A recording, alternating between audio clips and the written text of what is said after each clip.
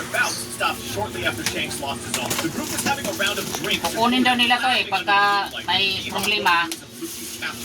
Pick up daw. Suddenly shifted as Shanks' eyes widened in disbelief. His usual carefree demeanor vanished, and his mood became serious. He stood up as his crew also Yung bahay ko dito, Jo. Nakapunta ka na dito, hindi ba? Unang punta na ako. Magkano, ito, magkano bili mo, Jo? Ha? Magkano bili mo? 250 lang to? Oo. Dati pa yun, 2019. Shanks didn't hesitate in the slightest. He declared that he would be going to break Luffy out and that he Marunong ka had nito? a future through him. Ha? Exploded into action as men who had just been lounging or drinking snapped into Yung mga wire pa nga dito. grabbing weapons and preparing the ship. Shanks had known Luffy since the boy was a child. Tingnan He natin had yung seen the CD potential in the young niya. pirate. Letting Luffy Ha? die was not an option. Word of Shanks' plan spread fast as it reached the Marine side.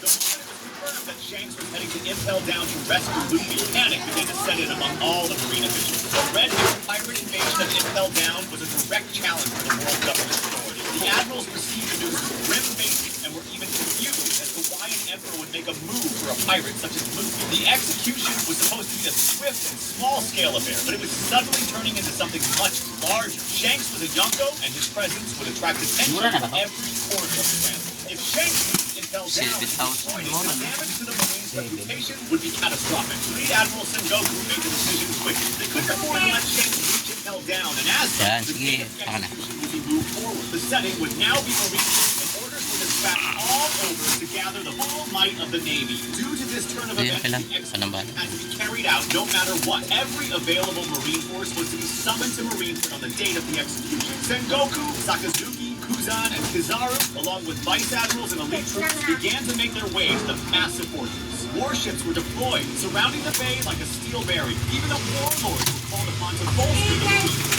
On the deck of the Red Bull, Shanks got news of the update on the planes. They had moved the execution. May tagusan yun, Jo, doon. Ha? May tagusan ba yun doon? Tagusan O, doon. tagos yan doon. Saan punta? Mapunta doon na kanina. Uy, saan ba doon tatagos doon? Alam mo yung palengke. Alam mo kay Landro doon. Oo. Kay Landro. Patingin ang LCD. Mas malaki. May ganyan ka doon taas? Wala. Ay, wala. Sige. Okay na, Jo.